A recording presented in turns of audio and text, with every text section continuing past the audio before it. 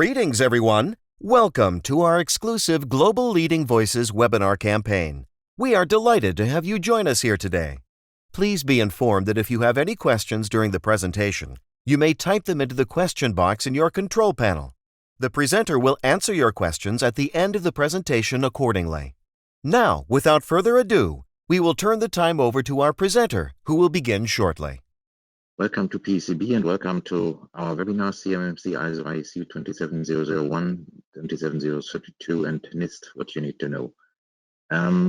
We are here. I'm Robert Helwig, and later on Paul Weiler will present too. So I'm a Managing Director at CARMAO GmbH, which is a consulting company specialized in organizational resilience, which also covers information security, data privacy, and business continuity management and all linked subjects. I myself I have 45 years, living currently in France. The company is based in Germany, and I'm dealing with information security since about 15 years. Before I was mainly in the IT and IT processes environment, and in larger companies and in smaller companies, so various types of companies, different industries. That's my main background. Currently, I'm the CISO of 5 of our clients in different industries, and at the same time, I'm still an active consultant. So I pass over to Paul. Thank you, Robert. So first of all, thank you everyone for attending this webinar. So my name is Paul Weiler. I'm a cybersecurity expert with 9 years of experience in the space and defense sector. I'm employed by Thales, which is a French multinational company specialized in aerospace, telecommunications, defense, transportation, and security. And I'm currently working for the GSA, the GNSS Space Agency, and soon EUSPA, European Union Agency for Space Program, in Prague for cybersecurity activities for space programs. So this webinar is about different frameworks, guidelines, and standards, such as ISO, on which I'm involved, first as a PECB trainer, and secondly, as part of the French delegation for ISO committee, and more especially on 27005. So the webinar title is about CMMC, ISO, NIST. So let us explain how we are going to present those subjects. So I'll let the floor to Robert for the agenda.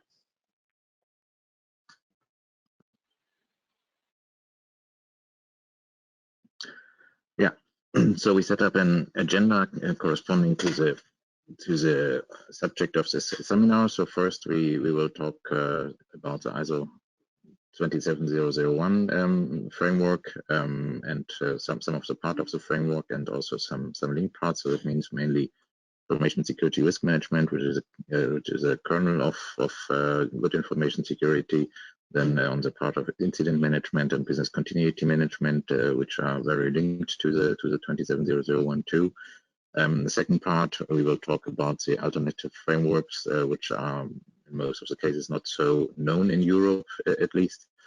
And then the third part, which is also an important part for more or less independently of the framework you use, is everything concerning supplier management. And yeah, at the end, you have the possibility to ask a couple of questions. And so in the next part, this will again be Paul, who is presenting the 27001 ISO. So 27001 is one of the main standards in the 27000 series. So it's a security framework, and the goal of it is to ensure to have a secure and reliable information security management system. So I will call it ISMS. So it's one of the most common certification for information security. You can have this certification for the ISMS perimeter, so it's for the organization, but also for people as implementer or auditor. So the implementer is the people who will help you to implement this ISO, and the auditor is the one who will be sure that you implemented it properly. So we can see that this framework can be organized into 4 steps. The first one is to define and establish. So it means to define the context, what is this ISMS perimeter, what is the mission of the system, who is working on it, to be sure that we have the proper resources, but also the top management involvement. Then one of the most important thing is the risk management, is what do we want to protect against what, to be sure that at the end we'll define proper security requirements to protect this ISMS against identified risk. And this is the link to also the statement of applicability. This is in the 27001 standard, we have an annex, Annex A, listing different security controls that are explained in the 27002 standard, more into detail. So the statement of applicability is saying which security requirements and security measures that you will apply to your ISMS. So this is the step one. Then we go into step two, which is more deploy and operate. So it means that once you have defined the security requirements, so it's part of your treatment plan. So then you need to, well, deploy it, deploy your controls, write all the documentation, make sure you have everything written and managed, to have the communication also defined, how you are going to share informations, how you are going to interact with the, to be sure that people are trained and they have security awareness. And also a major part that we will discuss later in this webinar, it's security incident management, that to be sure that we are able to keep the business on, but also to deal with security incidents. Then we have the monitoring and review. So to be sure that everything is working properly, that we can audit the different, for example, security measures that we have put in place to be sure that they are efficient, and to do the accreditation. So it means that the different risks identified for the ISMS are acceptable by the top management and that we can put the system into operation. Then we have the maintain and improve. So it means to manage the non-conformity, for example, the compliance with the statement of applicability, and the continuous improvement. So this is part of the Plan, Do, Check, Act cycle and continuous improvement. If we can switch to the next slide, please, Robert. So 27001 is related to different standards that are supporting it. So we are going to cover different subjects such as business continuity and disaster recovery, security incident management, information security risk management, and security control. So you have the name of the and the reference of the different standards written on this slide, and that take into account that most of them are currently into revision, but we are going to detail this later on. One final element that I want to mention, that, as I already said before, the 27002, which is under a big revision, it's linked to the Annex A of the 27001. So if you take a look to this annex, and if you want to have additional options, you can go on this standard to have more details.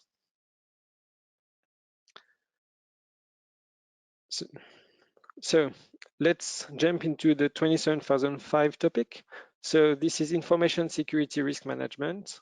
So as I said, this document is currently under revision, and the public release should be at the end of 2022. So the main objective of this standard, as you can see on the right side, is to, well, manage risk, but before to manage them, you need to identify them.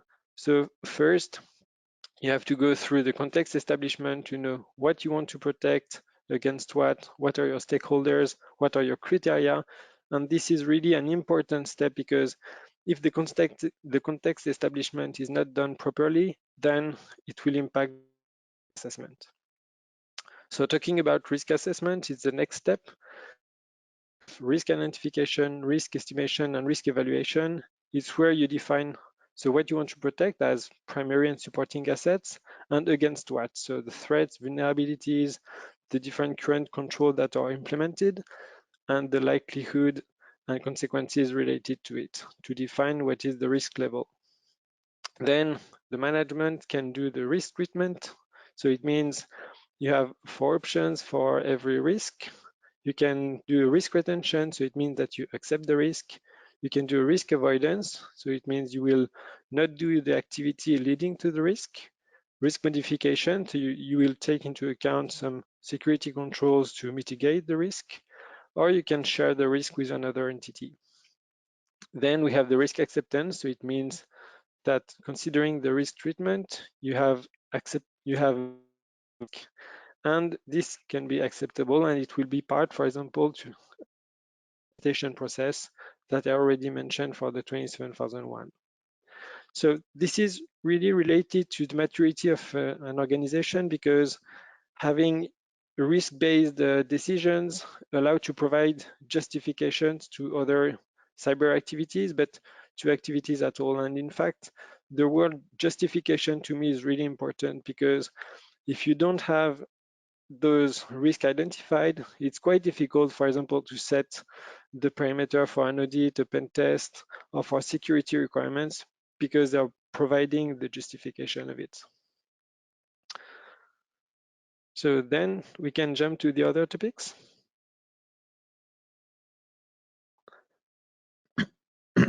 Okay, so then we continue with information security incident management.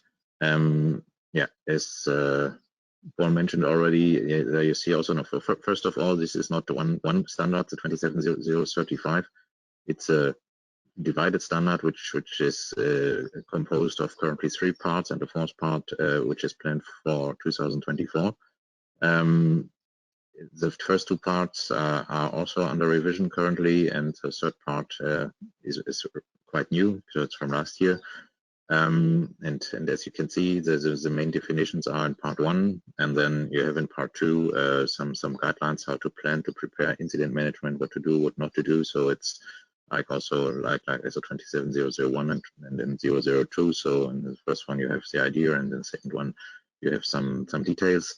And then part 3 they're going more on a technical level and giving some guidelines specialized to information and communication infrastructures. So when you, with the first thing, what everybody should think about when you're dealing with security incident management or information security incident management is to distinguish between a security event and a security incident. Because most of the people when are starting with this subject, so then everything is a security incident. But as it is defined here, and also as it is defined in the standard, an event is, as you can read, it's an occurrence indicating a possible breach of information security or failure of controls. So it's something you think this could become an incident, or if you have a couple of occurrences which is a possible breach, this can together be an incident, but this is currently not an incident because nothing is impacted. And later on, then an event can become an incident when, as you also can read, it's one or multiple related and identified information security events meeting established criteria and can harm organizations' assets or compromise its operations. So that means you're defining what is an incident for me. So it can be specific or should be specific for every organization, because not for every organization an incident is an incident. So for some organization it's just an event, or it's nothing, and for other organizations something which seems very light to one organization can be an incident. And so the first thing is that you have to define your criteria. So you have to define when an event becomes an incident, and then you're going into the process which is defined, or in the idea which is defined in the standard 27035. And most important is always an incident has to harm your assets, or has to compromise your operations, has to impact normally your security goals. Otherwise, it isn't a security incident. It could be another incident. And as you can see on the picture on the top right, then you see you have an information security incident, and then you see all the dependencies. This incident is impacting your information assets. This could whatever it be. This could be some physical assets which you can touch, but this can also, as it is an information asset, can be an information which is important to you, but which is not stocked on some IT equipment, or this also can be something which is printed. This can be something which is in your thoughts or wherever. So, but an incident can impact this. Then it can compromise your operations. So if it's really a big incident, so this can lead to situations that your business operation will stop, and this can be directly impacted by the incident or indirectly by some of the information assets which are impacted by the security incident. And then you see, okay, I need some defined methods to handle this. And so then you have the information security incident management, which has on one hand processes behind it, on the other hand also process procedures and maybe some technical support. This is part of your ISMS, which is defined in ISO 27001, and then you see, so this information security incident management should meet the requirements of your ISMS, otherwise it doesn't make sense. And by the by your information security incident, also you control the communication with your, on one hand, external stakeholders, if you have some of them, or also internal stakeholders, so any stakeholder which is impacted. And on the other hand, you should implement one or more incident response teams which are really dealing with the information security incident in a defined and controlled way, and then only you can come to a defined way to deal with any type of incidents. And then on the right side, you see also that the ISMS, as Paul mentioned earlier, implements between 1 and 144 of the controls of the Annex A, and will reduce the risks, and will on the other side protect the information security of your business operation. Within the security incident process, you have that you see on the lower left, you have a couple of activities. So that means you have to plan and to prepare your security incident management, which is done in advance, and which is a base set that everything will work. And then you have an identified incident, and then the next 5 steps are starting when the incident will be handled.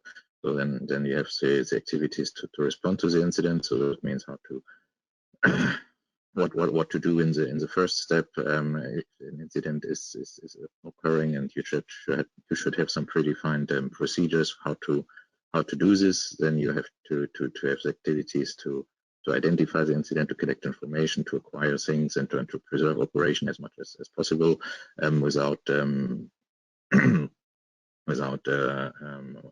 provoking even more security incidents.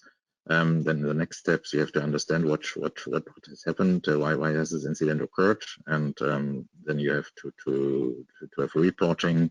And then you have to close the incident, and which is not mentioned here. Then also you have a process, or should have a process that you should learn from the incidents, and you should improve your on one hand your security incident management system, and on the other hand also to improve the ISMS, and by this to reduce at least the number of critical incidents. So that should always be the objective. This ISO standard is designed, as mentioned, also to fulfill the requirements of Control 16 in the Annex A of ISO 27001, which is dealing with a number of sub points. What are the requirements of incident management, and if you follow the 27035, you will fulfill this. It's not mandatory, but it's recommended.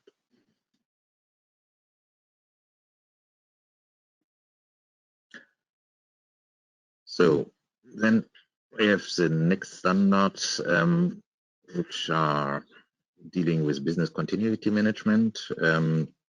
So there are two standards. One is a 22301, which is part of the organizational resilience management standards in the ISO series, and which is in the current version of 2019. It's currently not under revision, and there was a couple of smaller improvements from the latest version, last version of 2012. And then we have the 27031, which is a quite old standard from 2011, so it's 10 years old, and there is a complete new version under development.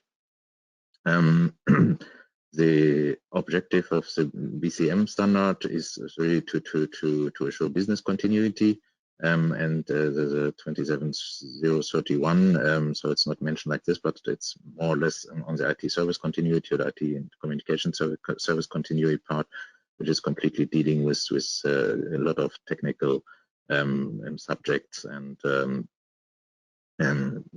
compared to the BCM standard, which is more on the organizational side. And also, what's important to know, it's that ISO 27001 is not requiring BCM, but if it's BCM, then you have to assure information security in your BCM, and then it's a good idea to follow the standard.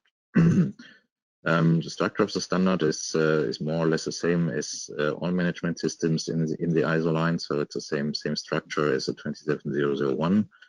You have to define your context, you have to identify the scope, you have to identify stakeholders, all the criteria you have, and then you define your BCM scope, where is it applied. So this has not to be your complete organization, but the better idea normally is to identify the critical business processes in your organization and to follow this. Then the measure or the mean to identify what to do is that you need to make a business impact analysis, or one or more business impact analysis. Also, you should take the information. If you have an ISMS in place, and you should also take the information you got from the risk management as a base, and then to go to the BIA and to have the two dimensions, to really have a risk-based approach and then the impact approach. It's important always to identify priorities and to identify objectives. So business continuity doesn't mean that you have full operations all the time. That you also should define what could be the emergency operations part, and in which are really the things that should work. And the BIA is the key for really a good working BCMS, or business continuity management system. Then what they changed in the version of 2019, it's the business continuity. Now it's strategies and solutions. Before it was only strategies, but now they're also focusing more on that you should have solutions, not only strategies, but a strategy without a solution is not helping anybody. ISO committee focused also on the solution part, which is also a good idea. Also, it's the same thing. Identify your priorities, identify the resources you need, or identify the mitigation measures you can put in place to really continue your operations. What's also important is always to have a training and awareness plan, preparation plans and testings of your scenarios. And then if you're going on the solution side and then you're going on the IT side, then you could take the 27031 to develop some types of disaster recovery plans and things like that for the IT and the communications part. And at the end, then also you need to have some business continuity procedures. So that means, and that's a very concrete thing. At the end, when you have your business continuity plan, which is maybe your folder, which is in your cupboard, and then you say, okay, now we have an event where we should start the business continuity plan, and then you put it out, and then you follow this plan. You have incident response plans, and as you see also in the picture, if you put in place the ISO 27031, it will also have an impact on the incident part, because it's impacting and extending the incident management. and then all these things which are really around how to, in an operational way, how to deal with a business continuity event. That's what's mainly on the BCM part.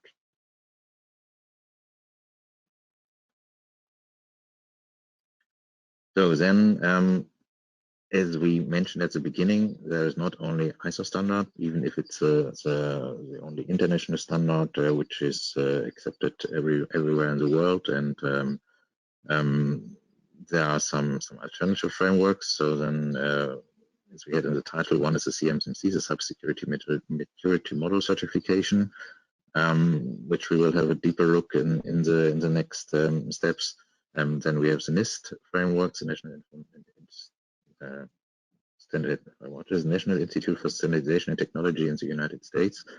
So they also set up a cybersecurity framework, and then there is another substandard of the 27000 line guidelines for cybersecurity, where we also will have a deeper look on in the next steps. So, and let's have a short look on the CMMC. The CMMC is, on one hand, it's quite new standard, so it's version 1 now, and it's from beginning of last year. This is a standard which was developed by the US Department of Defense, or shortly DoD, and it's for the contractors of the US Department of Defense. So it's also a US standard like NIST, and so DoD says it's our response to significant compromises of sensitive defense information located in contractors' information systems. So as you can imagine, so the Department of Defense has no interest that these very critical information will be anywhere, will flow out, will go anywhere in the world. And so they made the effort and said existing standards are not fulfilling our requirements, and so they set up a new standard or a new type of certification where they introduced up 5 levels, 5 different levels. So the level 1, it's the smallest one. It's only with 17 controls, and as you can see, it will go up to level 5 with 171 controls, and every level is always including the controls of the level below. They also made a link to security controls from the existing standards, which is mainly the NIST SP 800 series, which is also the US standard for information security, and also to the ISO 27001 and then 27032, sorry. And also a couple of other standards to help the contractors to not to reinvent everything, but to improve the existing security management systems and to expand it to the level what CMMC is asking.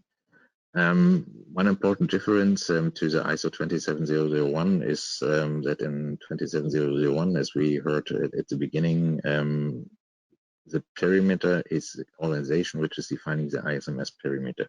So that means you can say, I want to have the ISMS for these 3 processes, for these organizational units or whatever, but you can limit it to a part of your organization. CMMC is like some other industry-specific standards like TISAX and things like that, is saying you need to apply this to your whole organization. So you can't get a certification if not your whole organization is following the requirements of this maturity model. And there's also a difference, so one common point, one difference to the NIST cybersecurity framework. So both of these approaches have the same objective. So it's on one hand, it's to protect controlled unclassified information. So that means they are not relying only that you protect classified information, but also all information. And the difference is that non-federal organizations are out of scope for the CMMC, as it is standard of the Department of Defense, and so if you're a non-federal organization, you are cannot be in the scope of CMMC. And so as you see, this is a quite specific standard. So that's also the reason why it's normally not really known in outside the US. But I think, yeah, it's anyway, it's interesting to have information about it and to look in the approaches and the idea of this model.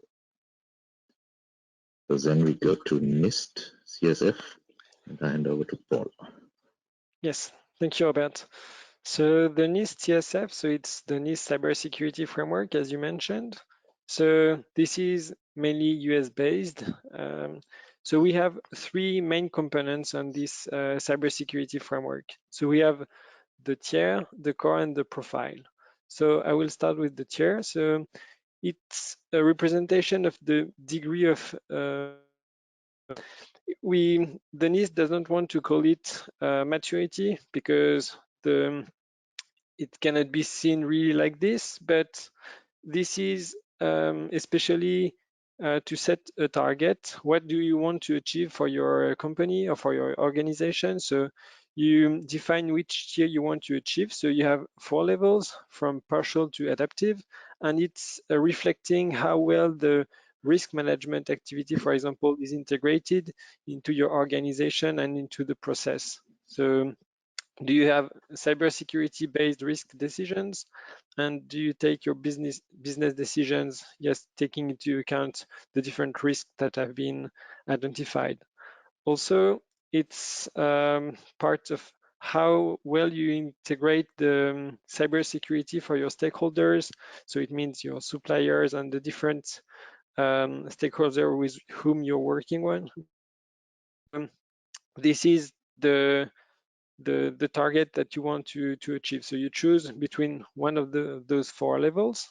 Then you jump to the core. The core, it's all the set of all requirements that can be implemented with the NIST cybersecurity framework. So we start with the different functions. There are 5. So we have identified, protect, detect, respond, and recover. What is interesting with those functions, it's compared to different standards. This is reflecting some kind of different defense in deep. So it's to be sure that they can be classified regarding what we are doing and if we are more into the detection phase or more into the recovery, for example. So those are the 5 functions. And then we have 23 categories going from risk assessment, security monitoring, we have maintenance, recovery planning, and also business continuity, has been explained before. So those are all the categories available. And then we have the subcategories defining really the requirements and the detail of it. What is great with this, with those subcategories is that we have the link to all the different standards and guidelines that this framework is referring to. For example, we can have COBIT or elements from the ISO 27002. And also, as we mentioned before, 27002 is under revision. And what will be great in the future, it will be to be able to make the link between the different controls from the 27002, because the different functions identify, protect, detect, respond, and recover will be on this ISO to make the link with the NIST CSF. So this is really interesting to be able to make some kind of traceability between the different security requirements. Then we have also the profile. So the profile is you can set the current status that you have. So it means between the different subcategories and security requirements that are mentioned in this framework, you can say which one you want to select for your organization, and then you will define a target profile. So it means what you want to achieve, and it will be linked to the tier that you selected. So there are different profiles. So you set the one you want to achieve, and then you can make your gap analysis between what is currently implemented and what you want to achieve.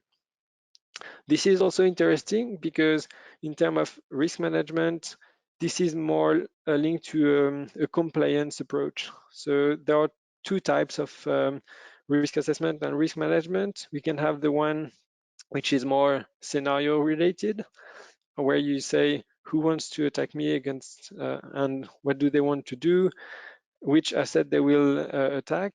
So this is more scenario related. Here we are more talking about, yes, non-compliance. If we have a security measure that is not applied yet, then we can have a risk because it has not been applied. So this is the NIST cybersecurity framework. There is no certification linked to it. So compare, for example, to the CMMC that we just mentioned before, that is more recent, where you can have a certification for it. The NIST cybersecurity framework, yes, it's a framework, and there are no certifications. So this is why I think now we have also the CMMC. But as we have seen, a lot of security measures are in common between the two elements. Then we have the ISO standard. So Robert, if you can switch. Yes, thank you. So 27032. So this is guidelines for cybersecurity. The actual version is the one from 2012. And it's currently under revision, and there will be a new title. It will be Cybersecurity Guidelines for Internet Security. So as you can see, it will be more internet related, and so it's a slight change of scope. An interesting term and notion that is defined in this standard, ISO standard, is the cyberspace.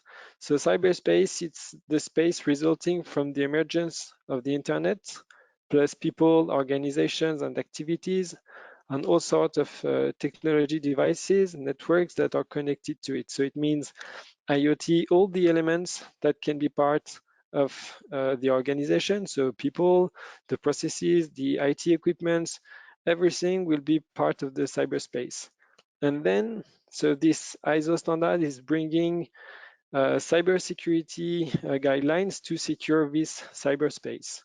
So this is also a difference compared to the ISO 27001, sorry. It's that 27001 is focused on one specific perimeter, which is the ISMS. Here we are talking about the whole cyberspace of the organization. So it can be really wider than just the ISMS. So here we focus on the cyberspace, and we can see it as the combination of the different assets that we want to protect, primary supporting, so information, processes, and the supporting ones, so the people and infrastructure, but also the stakeholders that are part of my ecosystem and that is my organization. So the different categories that are part of this standard and the guidelines, there are supplier management, but also training, malware protection, change management, cryptography. In fact, all those categories, you can also find them in the 27001 annexes, but also in the 27002 more into detail. So the difference between 27032 and 27001, they are, I would say, complementary. One difference is that 27001 is, well, worldwide and more recognized, but also you can have a certification on it. And 27032, it's just guidelines, so it's not mandatory unless you have it, for example, in a contract, but you don't have a proper certification and someone coming to audit it, for example. So this is the main difference. Then we'll jump to really important topic, which is supplier management, because this webinar is also about so maturity, and maturity is not only about your organization, but also it's also about the suppliers and the different stakeholders that are interacting with your organization. Because no matter if you have the most secure organization, if some of your assets are important processes are with an interaction with the stakeholder that is not really secure, then you can have a risk. So let's talk about supplier management and what I will call the ecosystem. So the ecosystem, it's really the organization. So on the figure on the right, you can see this yellow circle, my system or my organization, with the different primary and supporting assets that I want to protect. So again, primary asset, it's processes, information, and supporting, it's more the people and the infrastructure supporting the primary assets. So this is what I want to protect. And then we have different stakeholders, so suppliers or clients or users that will be in interaction with the organization, and we want to be sure that they will not represent a threat for the organization. So we need to be sure that they have a proper cybersecurity maturity level, for example, but also to try to decrease my exposition regarding them. So it's really a balance between those two factors. We have seen in the news, for example, that supplier chain management is quite important, because some examples like SolarWinds, but also more in the past Stuxnet, which is also famous. So all those attacks are on the supply chain. So this is really important. It's to be sure that some security framework for your organization, but also don't forget your stakeholders and your suppliers to be sure that they are secure also. And this is why also in different frameworks, we are focusing not only on the organization, but on the suppliers also. And as we have seen on the NIST CSF, there is one requirement in the tier, which is, well, is my supplier secure? And do we share some information security between the organization and them, to be sure that we take everything into account, not only the organization, but to secure the whole ecosystem. So this is it for supplier management, and I think that we can jump into the conclusion. Yeah. So let's make a conclusion of what we've seen, and also what we've already discussed before. So most important is, as you've learned, there are different information and cybersecurity approaches, and what you should know about when you know this. So the most important is that you should choose the framework which is really corresponding to your business needs. Don't take a framework just because somebody has said it's good or not or whatever. Estimate your business needs, which is important. On one hand, you have customer requirements, so there are some customers which are requiring you need to have an ISO 27001 certification, or maybe if you're senior contractor of US Department of Defense, and you have to follow CMMC and so on. So there are customer requirements which will guide you to choose a framework which is matching this. Then you could have regulation requirements. So there are different industries in most of the countries which are regulated. So mostly on most countries, it's a finance sector, it's the energy sector, telecom sector, which are regulated, and so they have to follow some requirements, and then you have some requirements maybe from Sarbanes-Oxley Act, where you have to follow some ideas, and then you have the NIS on the European level regarding everything which is critical infrastructures, and so you have to look at this too. And then maybe depending on the country your organization is residing, or your subsidiaries, and you could also have some legal requirements where they say you have to do it this or this way. So it's really important to take into account all the parameters before you say, okay, this is the best one, or this is the less best, and so on. Second point also, which is important, that you should remain in one framework. If you try to mix the frameworks, also by experience, it's most of the cases will be an uncontrollable nightmare, because then you follow a part of this, follow part of this and that, and at the end it's a big chaos, and it doesn't help you at all. What you always can do is you can take some parts of another framework, and maybe they've developed some type of best practices in risk management, in whatever, and then you say, okay, there's an idea which is very very concrete and very, very specific, and I take this part and I can include it in my framework, but just the main line rest in one framework. And also what's important, in the ongoing process when you try to assess the maturity level of your security framework, of your security implementation. At the end, you have no chance to do it if you are using different frameworks at the same time, because then you will never be at a high maturity level, or you can benchmark your organization with other organizations. That's mainly only possible within one framework. And the last point, as we also saw in the last part, it's secure really your whole perimeter. So don't think about your scope properly before you implement it and say, maybe this is my complete scope, and this should be included, and include all your stakeholders, include external organizations as suppliers, or maybe sometimes also clients, partly, and don't limit it only to your organization. Don't look at your organization as a what is it? As an environment which is closed, because it's not closed, not today. So everything is connected to everything, and then you should really define the perimeter in a good way, and include everything which could impact your security.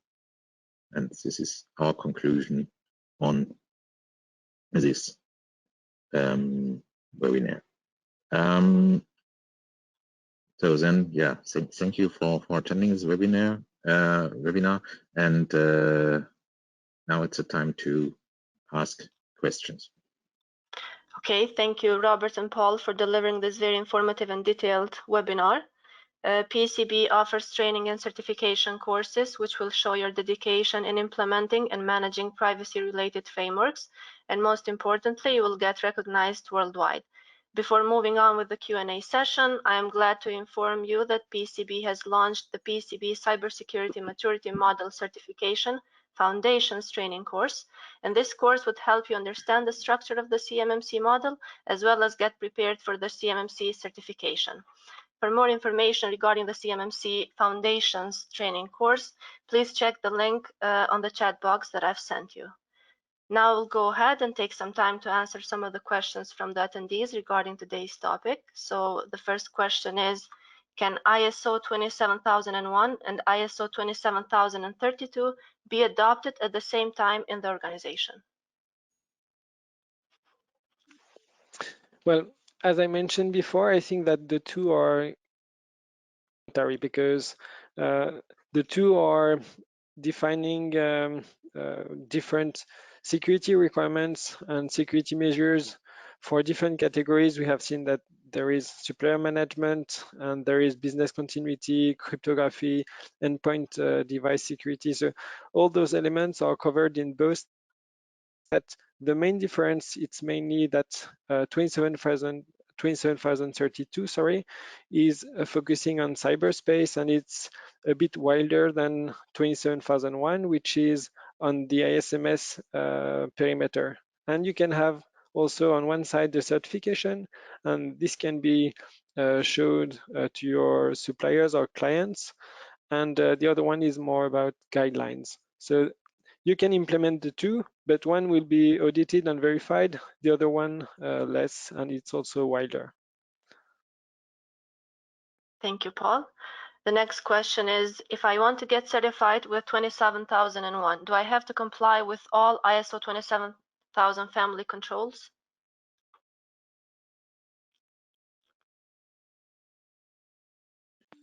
If you, what is the last part? It was a little bit cut. Do I have to comply with? With all the 27000 family controls, ISO 27000 controls. Other controls. No, that's normally part of your implementation project. As Paul mentioned, also especially in the risk management part, they are going to identify at the end which controls do you really need, and which controls have an impact or have a use to reduce your impact. This is 144 controls which are existing in the NXA, are there for addressing all possible subjects, and then you select these are the controls which are relevant for me, and then you implement measures concerning these controls you have selected. So it doesn't mean you always have to implement all 144. there are a lot of controls which you normally can't disagree to, but you're not obliged to implement everything. So maybe one easy example is that there is a part of controls which is dealing with software development, and if you don't have software development in your organization, either internal or externally, then you can select this control is not applicable and you don't implement it. Thank you, Robert. The next question is, if my organization is certified with ISO 27001, does it mean that I am compliant with CMMC? Well, I think that you can see which controls are overlapping, because in the CMMC there is a link with the different ISO security measures, but I don't think that it's different processes. So if you are certified with, for example, CMMC, it doesn't mean that you'll be certified for 27001, even if there is some security requirements that are overlapping. But for sure, if you're already compliant with one security framework, it will help because your security maturity level will increase. But then you need to be sure that everything which is in the scope of the specific standard and framework you are targeting will be covered. So it's exactly what Robert said. Focus on one framework and do it properly, and try mixing all of them, because then it's for compliance, for example. Thank you, Paul. The next question is, what is the best way to comply with different frameworks?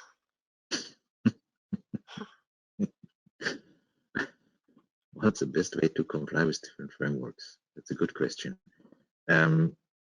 I think the best way is to implement one after the other, not all of them, not all of it at one time, because as I said, this is like mixing all the frameworks, and then you never arrive at the goal, and then you'll never have a certification of none of them. So for me, the best way would be select one, implement it, go to your certification if necessary, and then take the next one and see what's different to your existing framework. Adapt things. See if you have maybe some contractory. What's the word? Contractory? I don't know. Things contractory, and then do it step by step. For me, any other approach would result in a project which is not manageable, and would just be a big nightmare at the end. And you will consume a lot of energy and resources internally, externally for nothing. And also it will be part of what is coming from the business needs. I mean, by contract, or is your market sector is requiring ISO certification, or maybe the CMMC if you're working for the DOD of the US.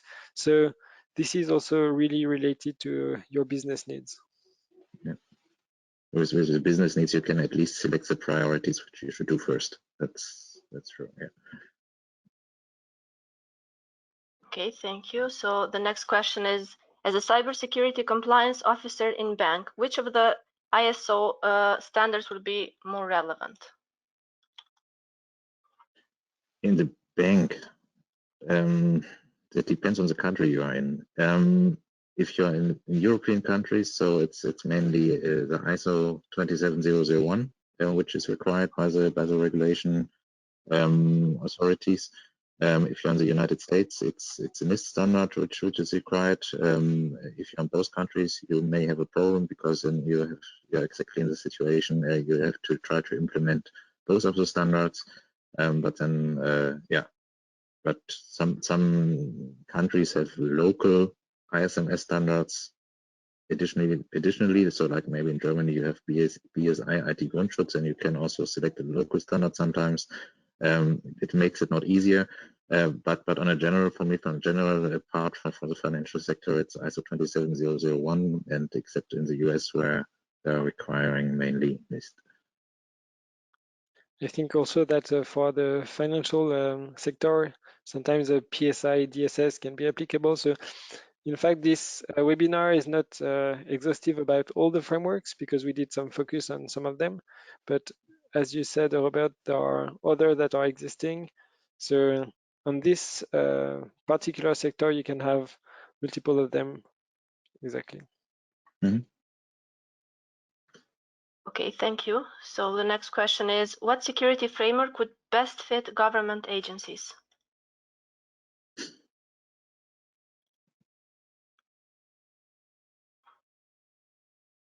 Well, first, I think talking about government, it will depend which part of the government. If you are, for example, discussing about defense part, then you have everything which is related to the protection of secrets.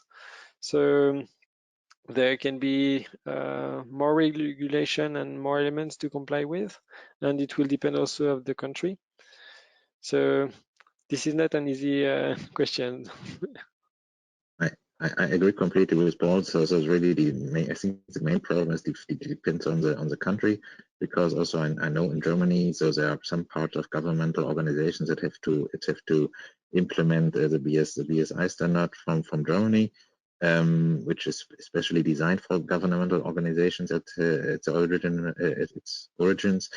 And in other countries, they say, okay, implement whatever you want. Best would be, I don't know, ISO standard or whatever. And on special parts of the government, then you always have special requirements. So I agree completely. It's not an easy answer, and it's really depending on a couple of factors really where you are based in, and yeah, then you can select. I think there's no real liberty on the sector, because it's government and it's regulated from their point. Okay, thank you. The next question is, which framework would you recommend in order to maximize compliance with data privacy laws like GDPR?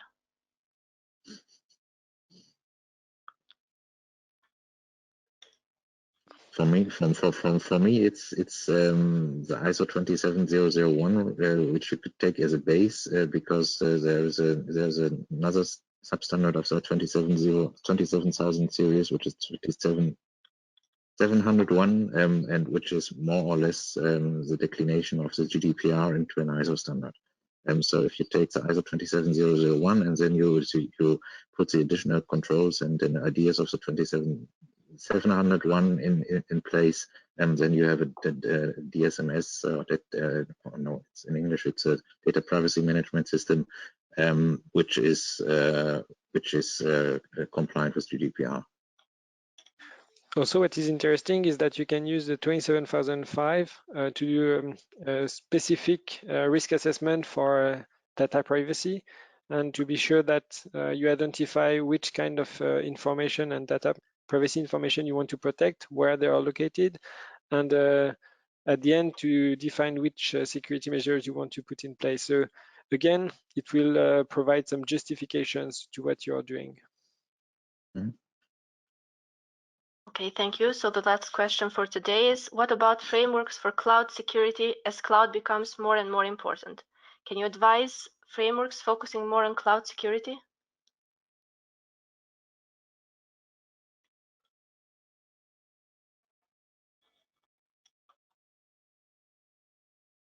Well, there are some ISO standards dedicated to cloud. I don't have their number in mind.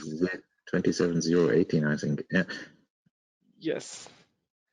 So yes, also there is different frameworks existing. So the CSA, the Cloud Security Alliance, there are different guidelines also that are existing. But I think that all the different generic frameworks as the 27001 can be applied. And then cloud security is quite new, as you mentioned, but for example, the revision of the 27002 is addressing cloud security also. So all those frameworks are adapting to be compatible with this technology and address this topic. Thank you. Okay, thank you, Paul and Robert, for this remarkable session, and thank you everyone for attending today's webinar. Please be informed that this session will be recorded and posted on our website and YouTube channel, along with the slides of the presentation. For more information about our webinars, please visit our website www.pecb.com. Thank you all and stay safe. Thank you. Thank you.